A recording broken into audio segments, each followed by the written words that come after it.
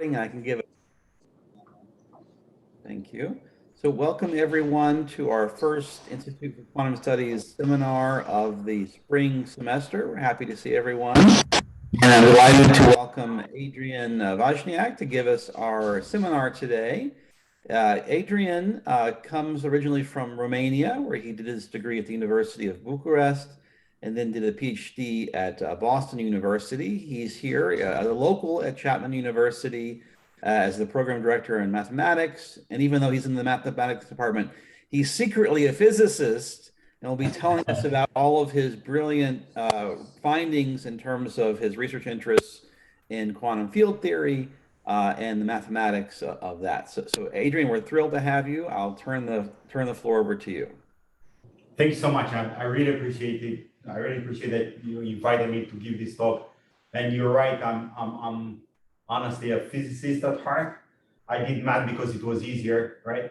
So that's why I got my degrees there. But I'm planning to do all my research into the math, right, and of physics and so.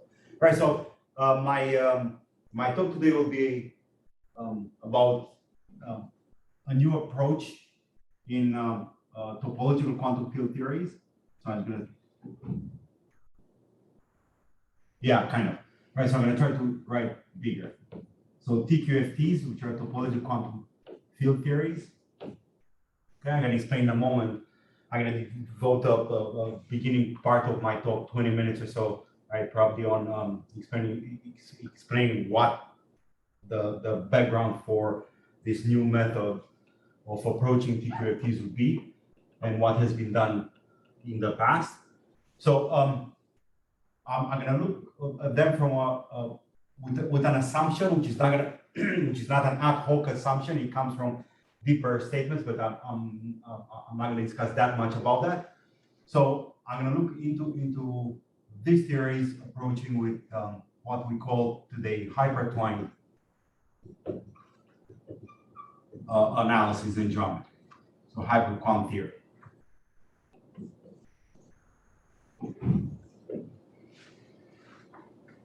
So that's going to be the second part of my talk to explain the math behind it and exactly how it applies to TQFTs. So TQFTs, right? There appeared about their interest, renewed interest in the late 1980s and 1990s, which provided quite a lot of results in differential topology, symplectic algebraic geometry. So the methods, right, used from TQFT in math were to make use of Feynman integrals, right, even if they're not well defined from math point of view, to produce some topological invariants, right, or geometrical invariants of manifolds, which they will be seen as observables in these TQFTs. So in 1988, I think this is a mark, right, in the history of this thing. Witten wrote a few papers introducing some. Well, one paper actually, it's important. Where started, where he introduced TQFTs to. So he studied, for example, the supersymmetric Yang-Mills TQFT to produce invariants, connections with Donaldson invariants on 4 manifolds.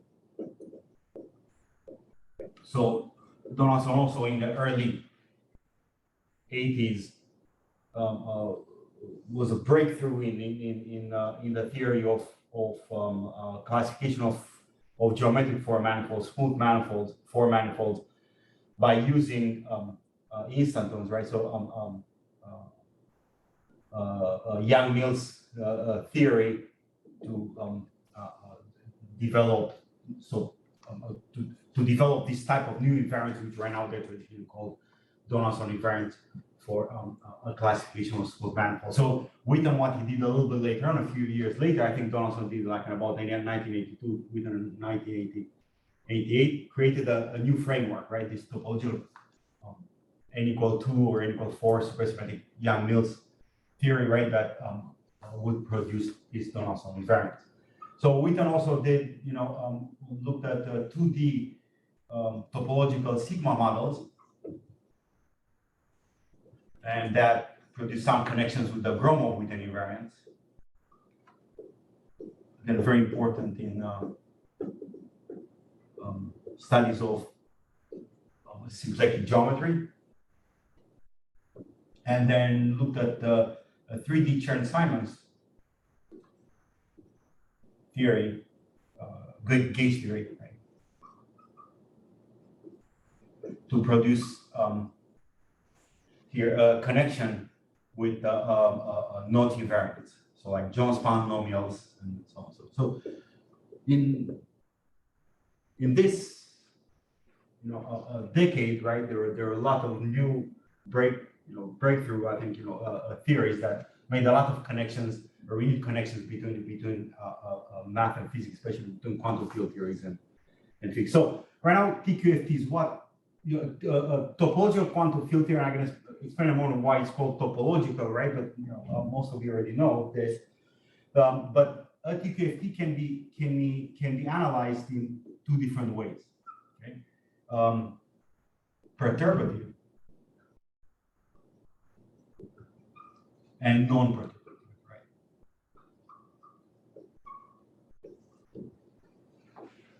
So, for example, in Chern-Simons theory, so in this theory, non-perturbative ways will produce some properties of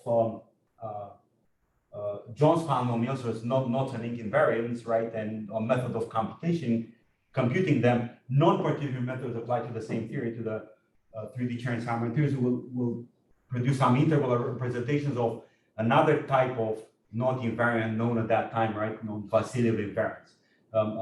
Vasiliev invariants, they are more general, right? They produce a lot of, I don't know, hype, right? At that specific moment, it turned out that they're not. It's just too general for no theory, but again, very important. So for Donaldson theory, so for this theory, for example, perturbative theories produce approach, right, to TQFT, produce the Donaldson invariants, non-perturbative, and a twist, right, of the theory produced, developed by Witten and Seiberg, right, relation with the new invariants for manifolds called Seiberg-Witten invariants. So actually, this is part of what I've done in the few decades back, or part of my thesis and the work after, right, the relation between Donaldson invariants and Seiberg-Witten invariants for manifolds using methods in TQFT. So mostly what I'm emphasizing a little bit, even though I'm not going to describe that much because it's not interesting at this moment, right?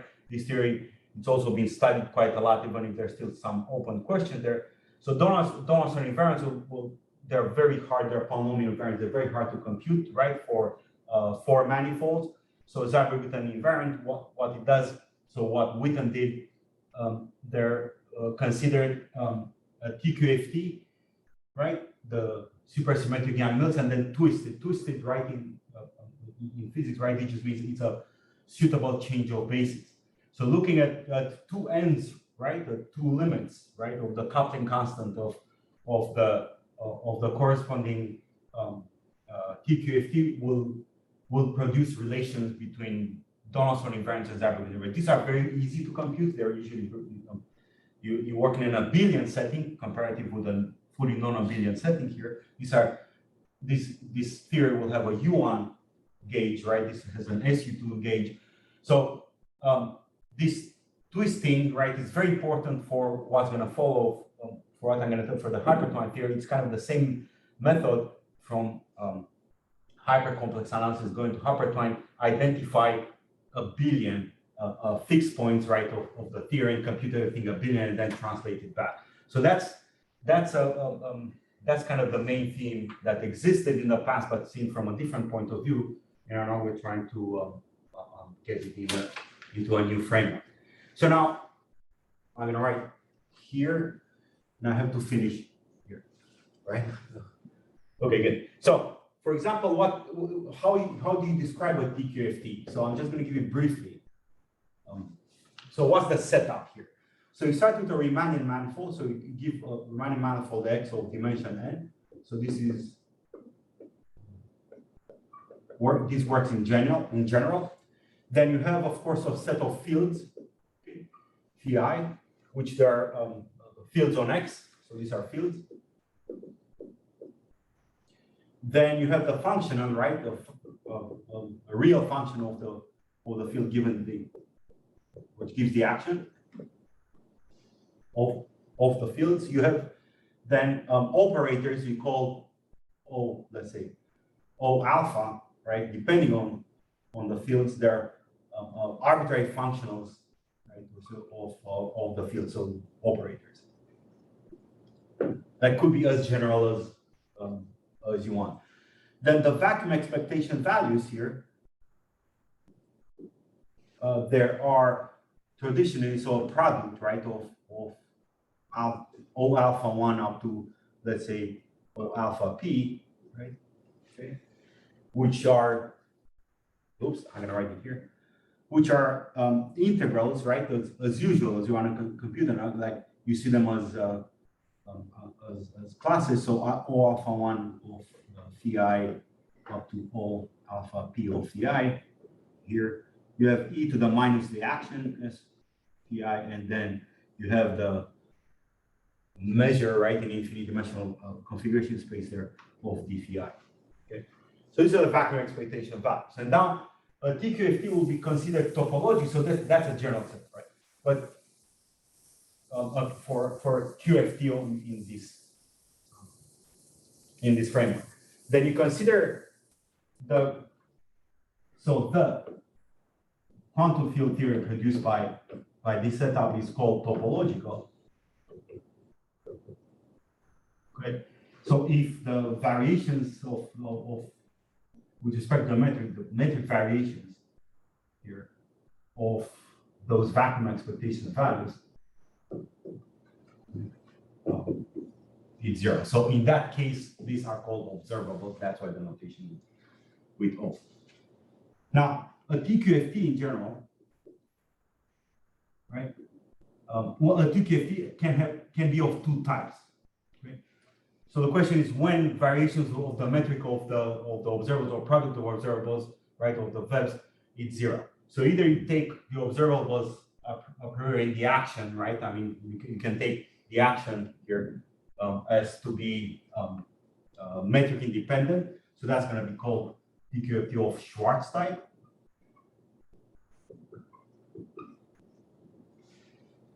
So again, S, let's say here S and O alphas, right? All of them, right?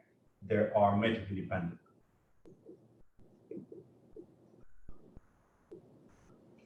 And then you get the topological, right, condition that the variations of the metrics of all these verbs are 0.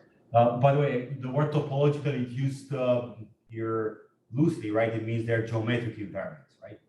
In a way, right? But the word is right now in its history, right? The word is topological. That's why we call them topological quantum field theory. So topological field theory of Schwarz type is Chern-Simons theory, where you take on a 3 manifold with a simple. I'm not gonna write it, but so example here again would be Chern-Simons theory. So on a 3 manifold, smooth closed manifold, a simple compact Lie group there, then you define the action directly as a trace of a product of gauge connections, right? Which are automatically or a priori independent of the metric, and the observables will be independent, and that's studied, in a different way. There are the second type of topological quantum field theory, which is called of cohomological type.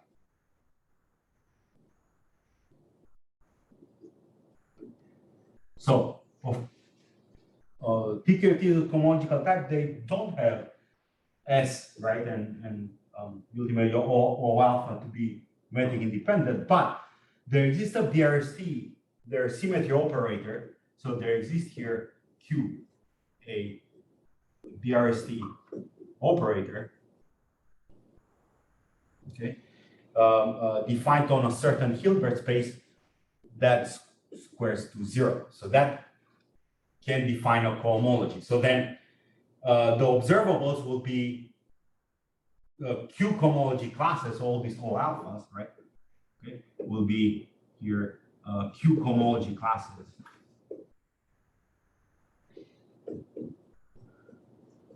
In this,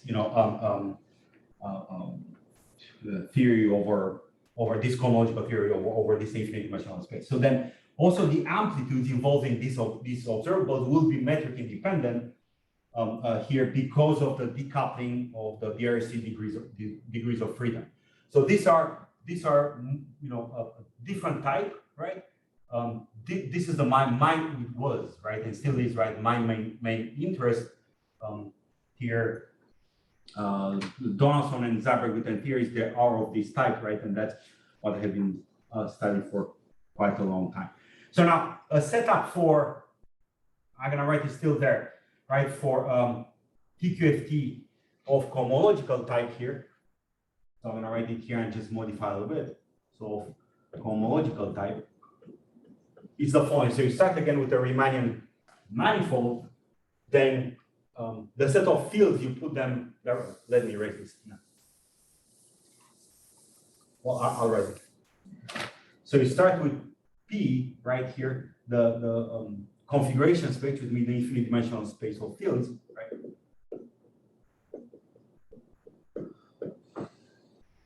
Here you start with also G, the gauge group of transformations.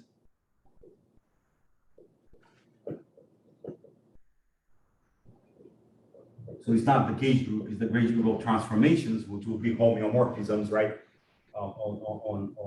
Including homeomorphism of a certain vector space. I'm going to tell you, so this vector space, so V, right, also is part of the data. This is an infinite dimensional, of course, right, Hilbert space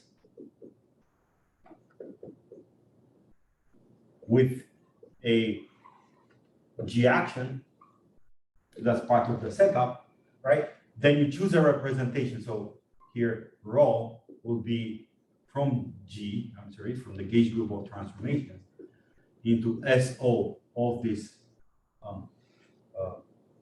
Hilbert space, a representation. So this is the associated representation. And I'm going over. Yeah, sorry. So representation here. That's G action. G action, gauge group transformation, but G action is missing. Action is missing. G is there. Okay, I'm gonna write it here. Okay, so that's. We're paying attention. It's good. It's okay. All right. Good. So then what you get there? So I'm gonna write it here. So with this setup.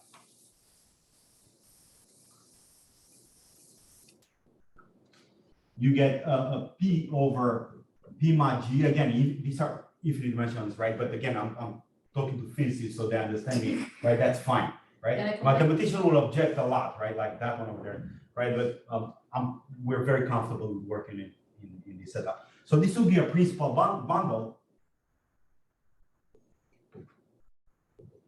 with fiber here, V here.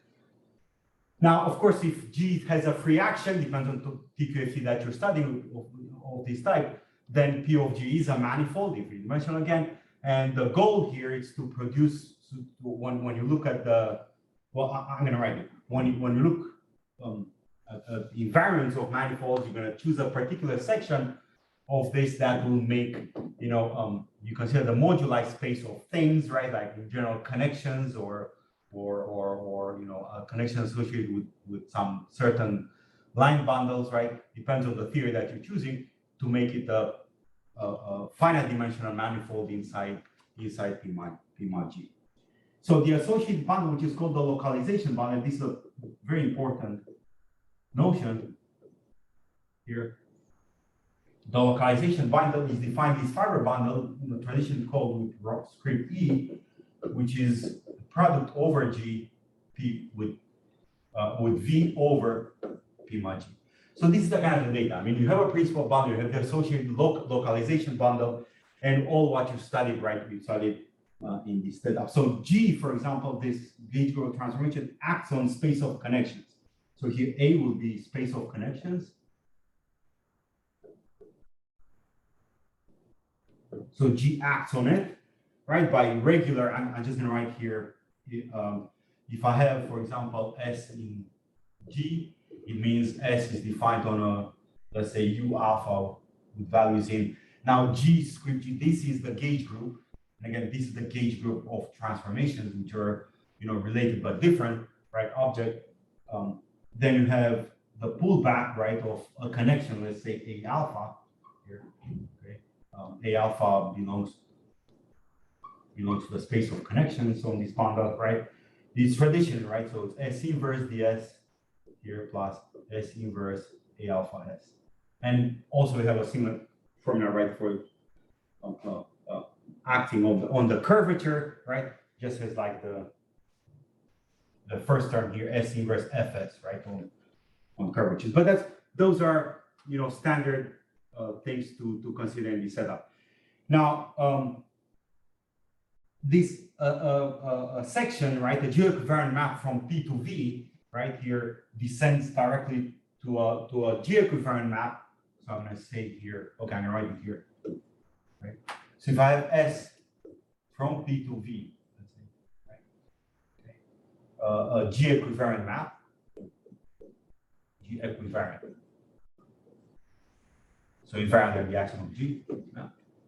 Then this descends to a section here, S hat from P mod G, right, with values in the bundle, right, the localization bundle. So that's kind of the interesting part of here, how you choose this section, right, the equivalent map. This usually is given by the equation of the theory. In case of Donaldson theory, S will be given by Fa plus, which is the produces the instanton. So Fa plus equals 0, right? Then in Seiberg theory, you have the Dirac, right, on equation tied up with another equation that gives you Chern tied up with a line bundle in the theory. So I'm going to write that in a moment. But this is still the general setup. Here, the moduli space. It is traditionally, right, and here all phi's in P here in the full configuration space. Such that S of phi equals 0. Right? So they're in so that's why this this S here, let me write it in red, possible here. This S gives the equations of the theory.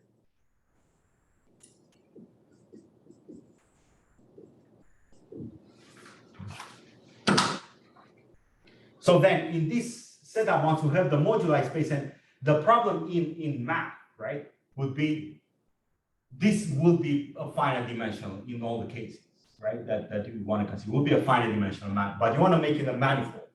You want to make it here compact, and that's a big problem. Donaldson theory took quite a lot, and there are a lot of theorems of Karen Unumbeck, right? The Abel Prize in mathematics very recently, that actually she did this maybe 40, 50 years ago, right? 1980s, right? So whatever that is. Feels like 50. Feels like 50, right? Okay, but okay. So not in the 80s, right?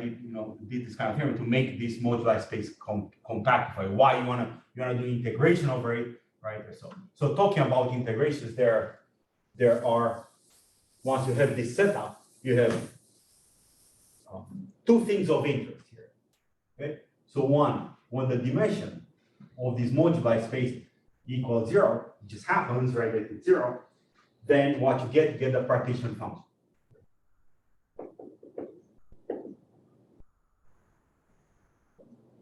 Partition function Z, traditionally it's called, this is just or chi, right, of, not that chi, this chi, right, of V, right, which will be here, sort of like integral over P mod G here, of the descending section S hat right here, star. So you pull back here a certain. I'm not going to explain all this, but this is done a long time ago.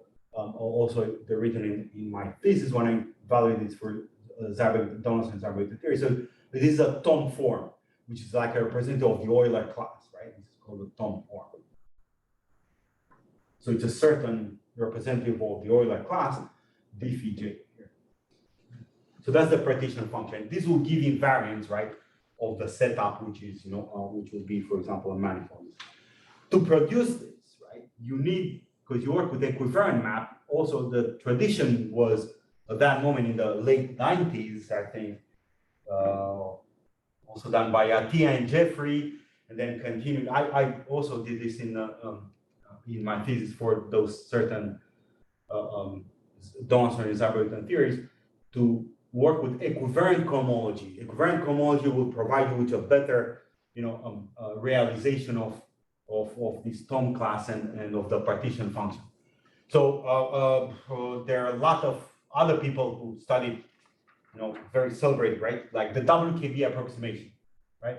When to show it's exact, uses equivariant cohomology. Dustermatt and Heckman formulas, right? There will be, and many others, right? They will be using this setup of equivariant cohomology. In equivariant cohomology, you have to produce this Tom form, right? This is traditionally called the Matta-equivalent formalism, which existed, right, for some time in math, right? And it was used here to produce this equivariant version, right, of the Tom form. So all these things are computable, and the good news is, right, they are computable, right, from both math and physics point of view, and rigor also. That's why they're of big interest. So now, part B here, when the dimension of the moduli space is bigger than 0, then you get, what you call the generating function.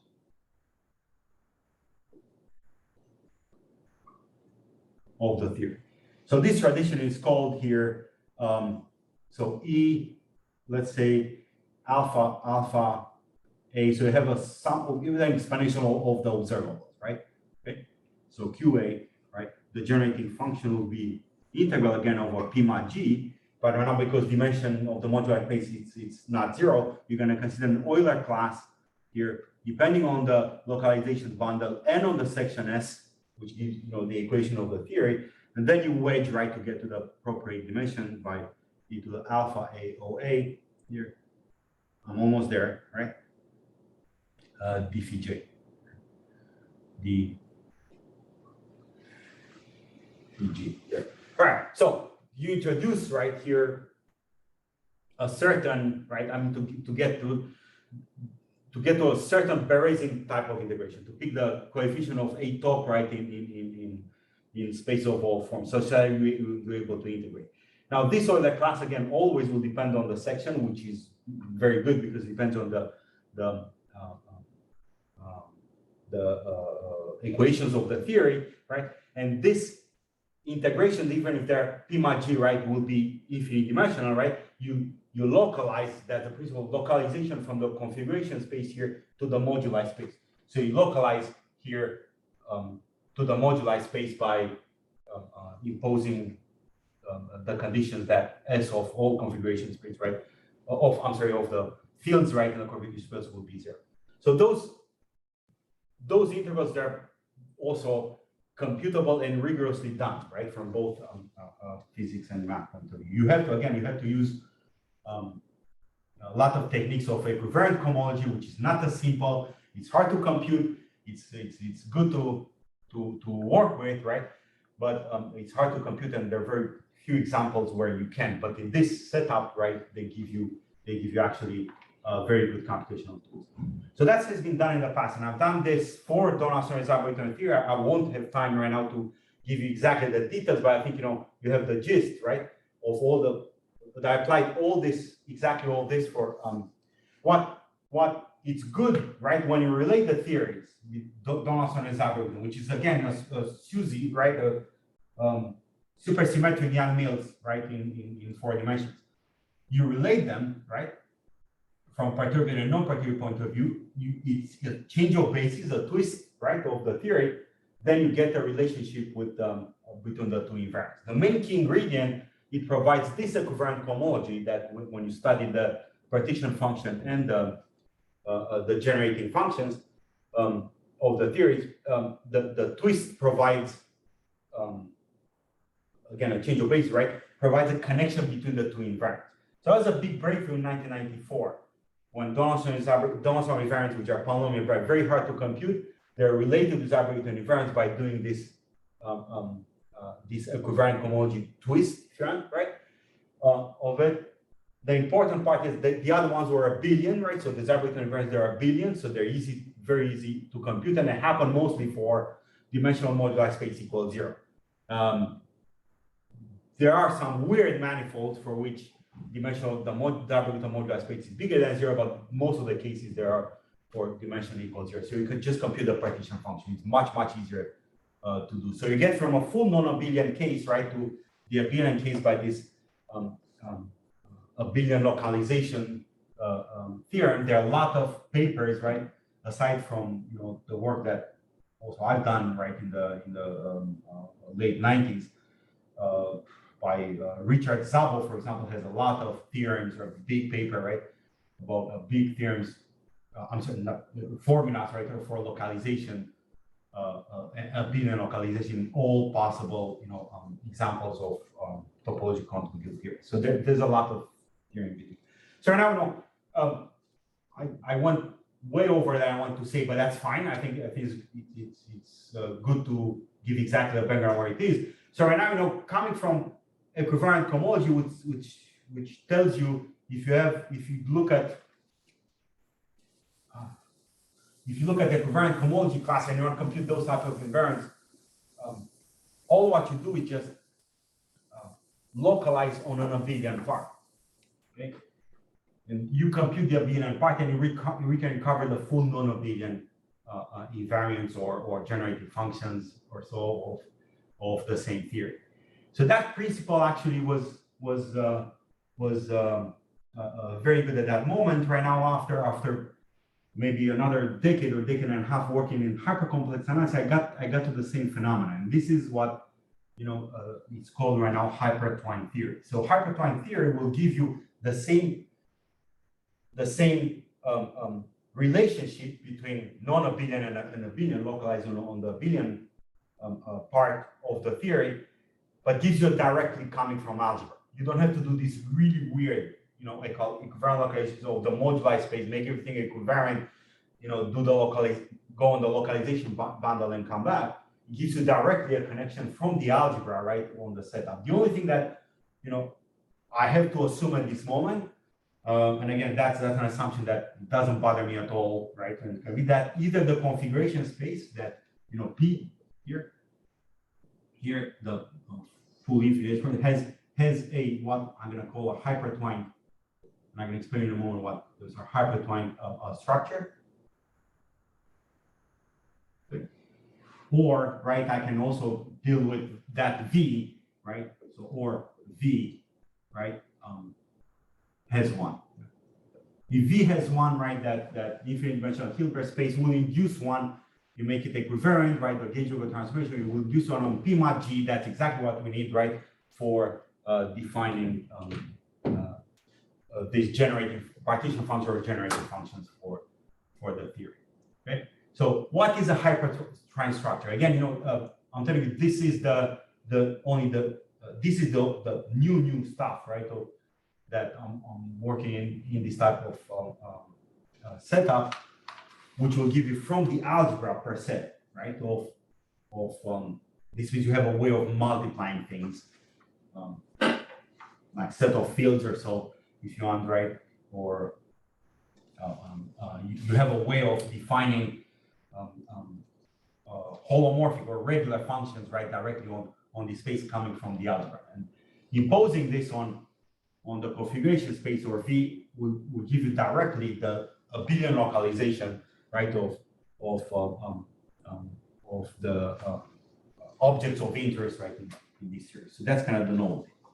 So now, second part, right, of this talk is what is hypertwined theory. So analysis, it means we'll produce holomorphic functions, whatever we call holomorphic functions, or regular, whatever your preferred word is for this setup, and of course it comes with a full rich geometry. So just 1 minute or 2 minutes max history on it. HyperComplex analysis, it's a field that has been studied quite a lot here in the past. What does it mean hypercomplex? So this hypertwined, it's a part of, right? So it's a, if you want, this one is included in, right? So it's a more restrictive setup.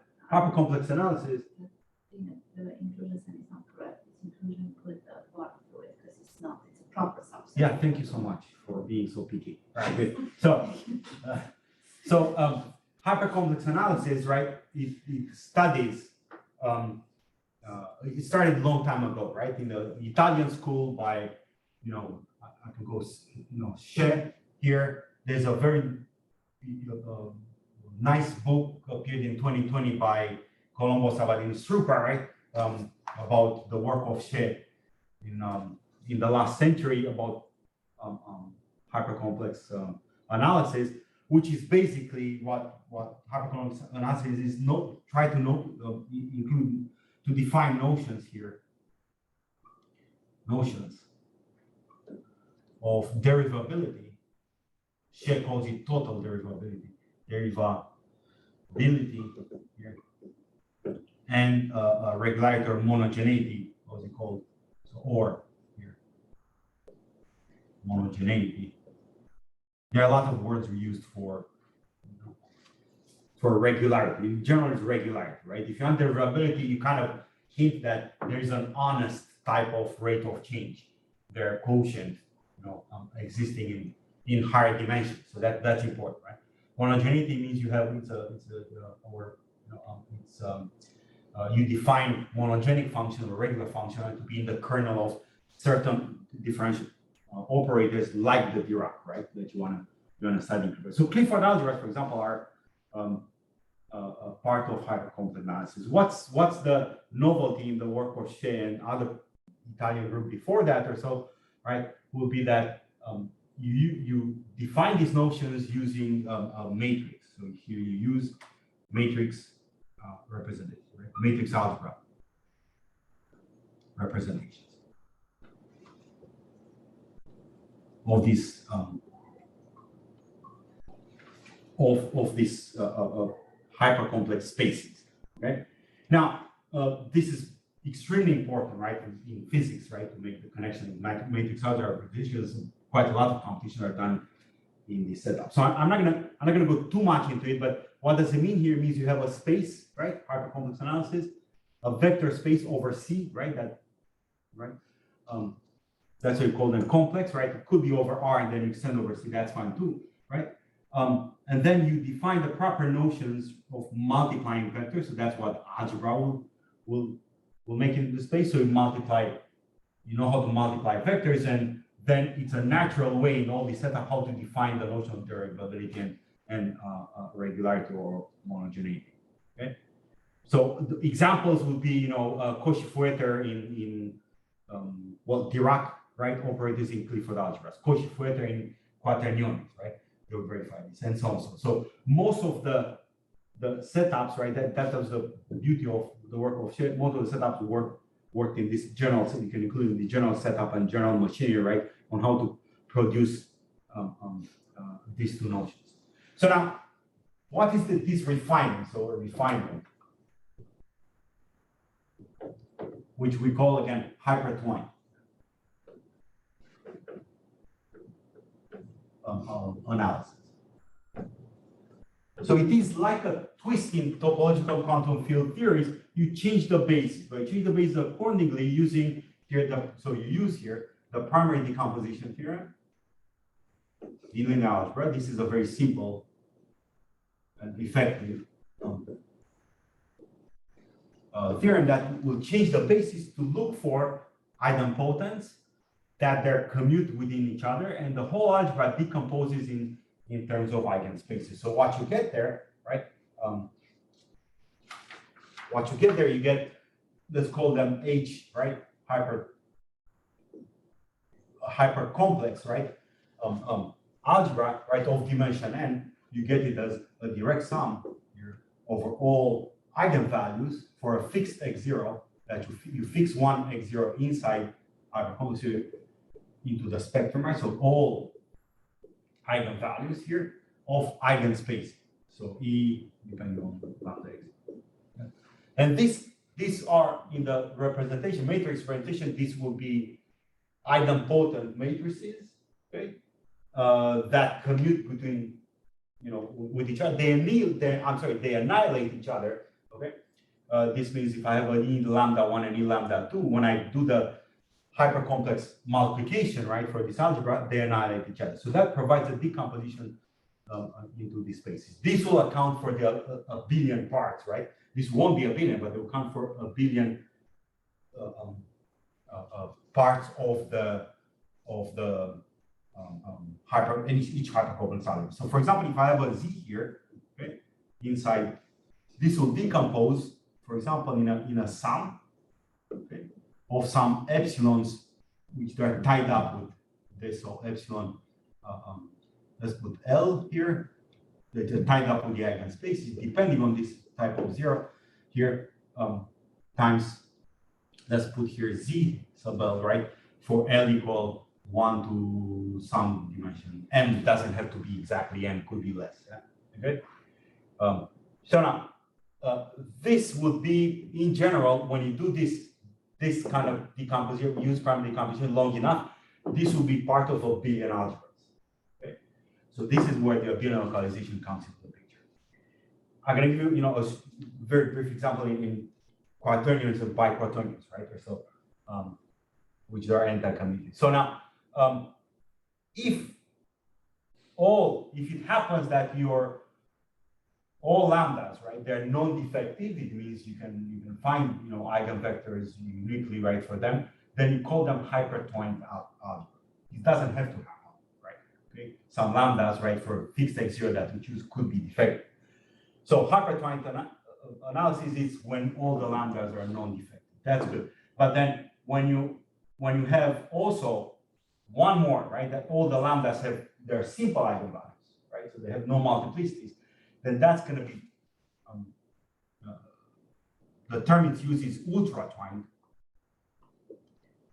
which is part of hypertwined.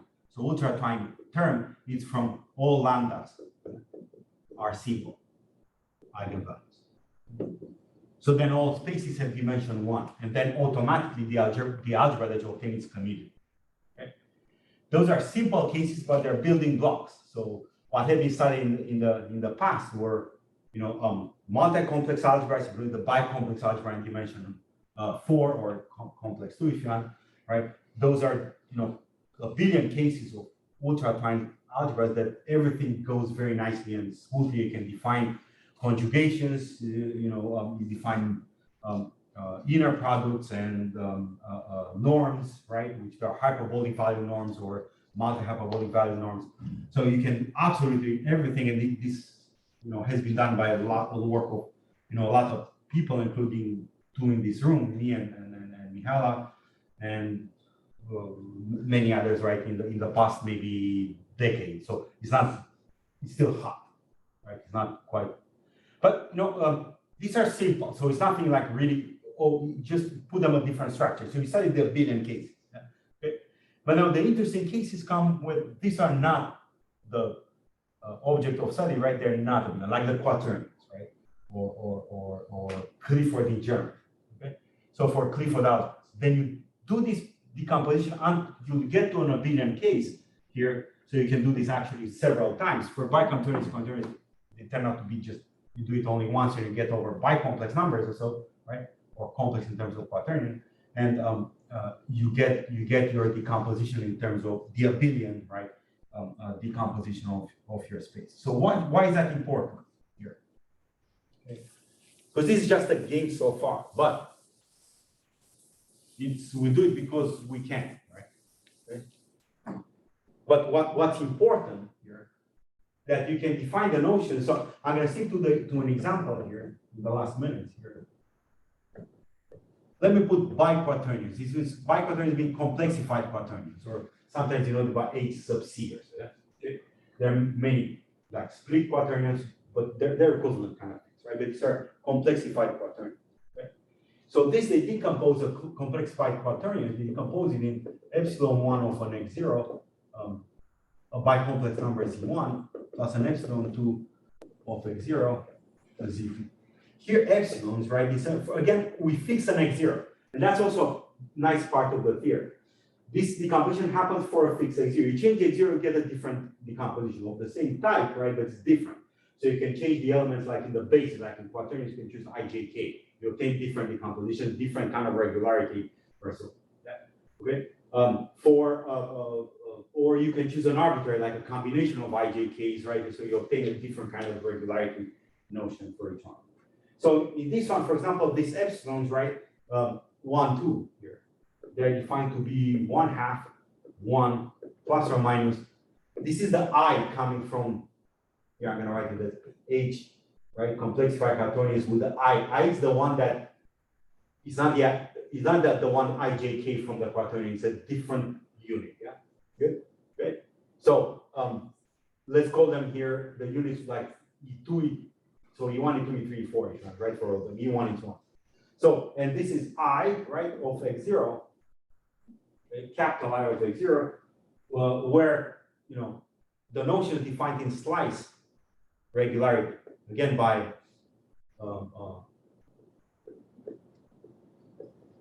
the works of Daniele, right? So Strupa, Gentili, and then, you know, generalized by Strupa, Colombo, Sabadini, right? In many other cases, right? Slice regularity. In this case, it comes is the same I, right? Okay. So the theory actually overlaps, right? It tells you it tells you when recovers the notion of slice regularity done in the past, right? For quaternions, also introduces this new one. So this is well, Ix0. I'm gonna say, right? It's 1 over rho of x0, and I won't define that. It's just a real number, right? It's a square of the sum of, you know, the purely imaginary components there. Okay, and here it's x2 e2 plus x3 e3 plus x4 e4. And I told you that these are stand for ijk in the regular quaternions, but I don't want to denote that because I is the one that commutes with everything. These two anti-commute. Okay. So that's the decomposition. So what's the advantage here again? You get the notion of regular. So the note, and then I'm gonna come back a little bit in the last. Well, yeah, in the last -3 minutes, right? Because I will go over. But, okay, so I go back to other examples, but here what you get the notion of regularity here, for example. So what we call holomorphic. You can call them many different names. Yeah? But holomorphic functions here, right? Will be functions, let's say capital F, defined on a biquaternion, right? They will be split in a sum of epsilon1 of x0, right? Here, a bicomplex function, a bicomplex regular function, so f1 of z1, so depending only on one bicomplex variable plus epsilon2 of x2, f2 of z2. And these two, right here, these two are bicomplex regular functions or holomorphic. In general, a function, right, defined on biquaternions will depend on z1 and z2, but they will be regular if you impose, right, the condition that f1 is a bicomplex holomorphic in just one variable, so z2 it doesn't appear there, and f2 it's the opposite, so it's bicomplex only in the variable z2. So yeah, that sounds like, yeah, sure, it could be the case, but these are a billion cases. So it seems like, yeah, we got something, but it's not, necessarily doesn't connect with anything. Well, the main part is how to get to this notion of holomorphic functions, biquaternion holomorphic functions. You impose the conditions in terms of differential operators, right? So F here is, let's say, BH holomorphic. Hypertwined holomorphic. I'm not use all the terms here. Holomorphic. Here, if and only if here it's in the kernel. So is in the kernel of 2, not 1, right? Cauchy-Fueter type. I'm sorry, modified. Or modified Cauchy-Fuerte type operators.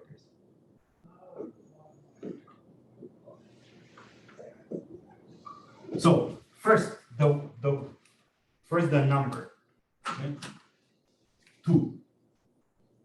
There are existing theories which are, again, very successful, done by everybody in quaternary theory, right? Cauchy-Fuerte is the analog of Cauchy-Riemann, right? Is the analog of Dirac operator on quaternions only, right? Okay, so not complex by quaternions, but that's fine. I'm going to tell you in a moment.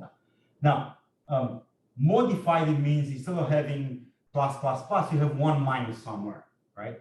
In the decomposition of this. This has been studied also, and they provide, modified regularity in that kind of context.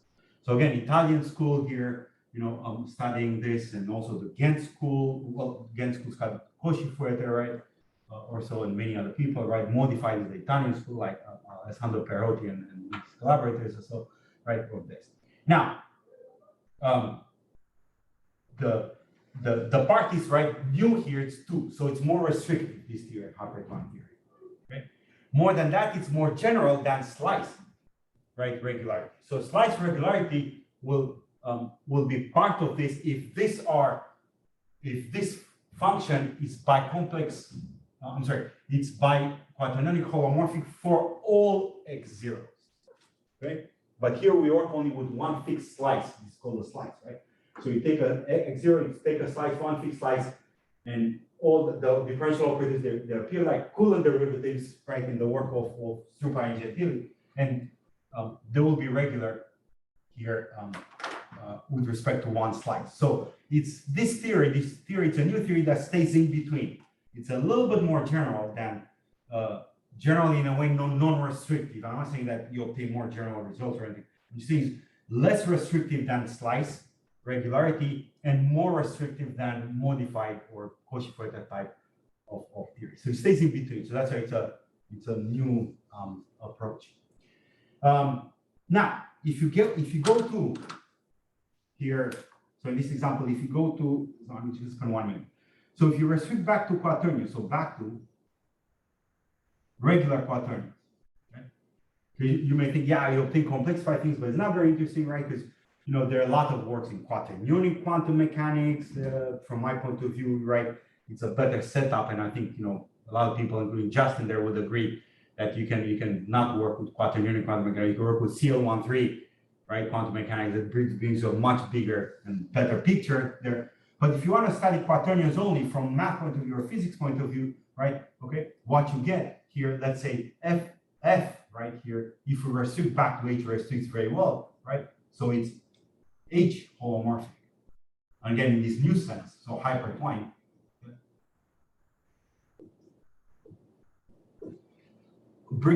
Brings something that, so you have a quaternion Q right now. Quaternion just means it has real coefficients right now. All the x1, x2, x3, and so on, so right there are real coefficients, right? So f of Q here, okay, will be I'm going to call it a different one, right? Kappa 1 of x0 here, a function u1, right, of gamma 1 plus kappa 2 of x2, u2 of gamma 2. So I'm going to explain in a moment. These things are serving, they're not idempotent, right? They do not have the idempotent like annihilating each other. They're more entangled. And here the word entangled is used as a pun because this explains, right, and that's part of a different talk maybe, right, okay, the mathematics of entanglement. So these two entangle, but they're not serving as idempotent. We do not have divisors of zero in quaternions, as well known, right? But these are the analogs. These are a combination of epsilons, right, that we have from the primary decomposition in the complexes.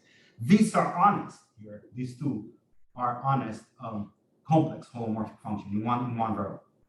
So what you get, the interpretation of regularity in terms of quaternions, you get it's an entangled sum of two holomorphic functions, but it's a different entanglement there. Okay, so that's why this theory makes it interesting there.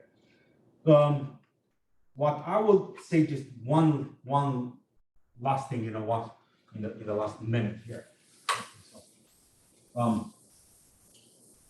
This new interpretation gives a very tight connection, as I told you, with CL1 of R, which is the space-time algebra. So this provides a decomposition, this method that we use here, into a quaternionic, right, algebra here. Now with the notations that it's used in this context. I won't explain, but most of you already know it. So this is the gamma 1 and the gamma 2, the place that you consider there in this theory. I mean, the generator is there. And this is I, right? The last level, gamma 0, 3. Right? Again, if you don't know this notation, it's very simple. Actually, track it from, for example, Justin's paper or any other, if you Google, right, space-time algebra. Here, tensor, so we tensor the coefficient with CL11 here of I and gamma 0, right? Gamma is a hyperbolic unit, I is a complex unit, right? So this is quaternions with all complex units that anti-commute, right? The CL11, it has a paper that just submitted right now, has the same type of decomposition. It's a little bit more intricate, right? The same type of similar decomposition with the quaternion. So we have quaternions with quaternions like CL11 type of coefficients. So this provides actually a good interpretation of what things are and how to obtain the Dirac equation, right? Or so Schrodinger's, right there into this setup. So that's the methods of hypertwined analysis. What turns out to be, and I'm gonna stop here. Things won't be necessarily as really some forms, right, on this space, or so they will have more tight connection, will be holomorphic functions in a way. So in a way, the moral, and for me, right, and I want to leave you guys with this, so in all these setups that we work with, right, in the hypercomplex in hypertwined theory with applications in quantum mechanics or in topological quantum field theory, with the assumption that we have the hypertwined theory on the configuration space, or so here we don't have to make the assumption, it's already embedded, right? So is that nature is more or less holomorphic all over it goes. Yeah? So we don't have like random smooth functions or real value functions, or so everything is not only analytic, it's more than it's holomorphic in some sense. In which sense, right, in this hypertwined sense. So all the observables in quantum field theory, there will be holomorphic functions. There will be, in one sense or another. So that brings a little bit more unified view from my point of view, right, on all this stuff. So I'm going to stop here. I'm sorry. Any questions you might have, I can answer now. Thank you.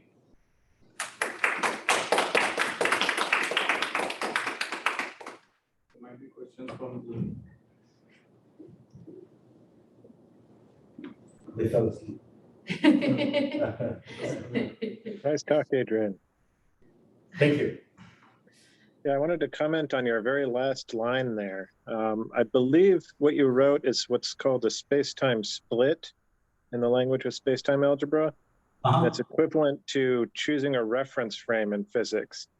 So if you take a relativistically kind of invariant description that's reference frame agnostic, then you have CL13 kind of as your base description. But if you choose a particular observer, then what you do is you pick a time-like coordinate gamma 0. That's the reference frame of that observer. And then if you just factor the algebra in terms of the perspective of that observer, gamma 0, you get the factorization that you have there. And so that's exactly the way that you go to kind of a relative description from a particular reference frame point of view. Correct. Yeah. No, I'm glad you brought this because right, there are many other equivalent decompositions choosing different observers, right? Okay. Exactly. So for each one of so each one of them will provide you, the things that you want to compute, right? The here or that you want to interpret, right? For example, if you look at Dirac operator, or you look at Schrödinger, it gives you exactly the interpretation in terms of hypertwined holomorphic functions. Yeah. So for example, even another important thing, which again it could be a subject of a totally different talk there. Yeah. In this type of decomposition, time is not important. So you can choose time variable wherever you want. It's gonna get you back to the old theory, right? By time is irrelevant here. So you can obtain a time invariant type of description, right? And then if you want to go to evolution operator in the traditional sense, you can find it, you can pick one variable wherever it's convenient, right? And then you can obtain the evolution, right? Operators there, or, right, you can work in general, like, I do not want to work with partial derivatives. I want to work with full derivatives, which now exist, right, in the Hypertwined theory. The multidimensional derivatives, they do exist, and you work with evolution in terms of multidimensional derivatives. So that would be the advantage here. Thank you. Makes sense. Adrian, can you talk a little bit about any physical consequences that come out of this formal approach? What would you predict in the physical world based on if this theory were the correct theory of nature? So to tell you my dream, and I think, I'm almost there, right? Okay, is that, for example, when we look at, you look at Schrodinger, you look at, Dirac operator, it says provides a unified a unified setup and framework to work with them. And they will tell you that, for example, the solutions, right, for example, if you look at EM, right, the solutions to Maxwell's systems or so, depends on the situation, right? They're complicated, they look back. Here will be not as general, like, oh, it's a differential of a form equals 0, because that's too general, but I'll give you computational method precisely to tell you it is a holomorphic function in this setup, which has very specific forms. So we'll give you methods of building those, right, directly by using this theory without going either to the direction of really hard real case differential equations that you want to solve, or going to a geometric approach that's not computable, right? So we'll be kind of in between. So that's my hope. Yeah, there. Which again, I'm almost there. So yeah. Okay, thanks. Yeah.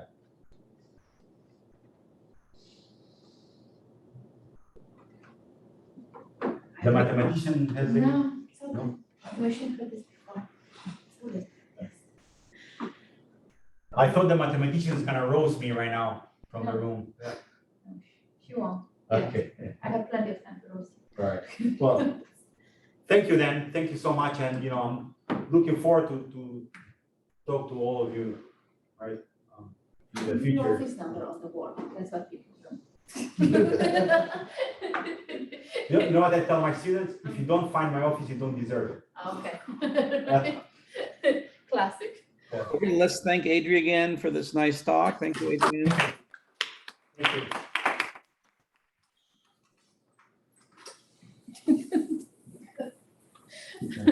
All right. See you later. I have a meeting. So how many young is here?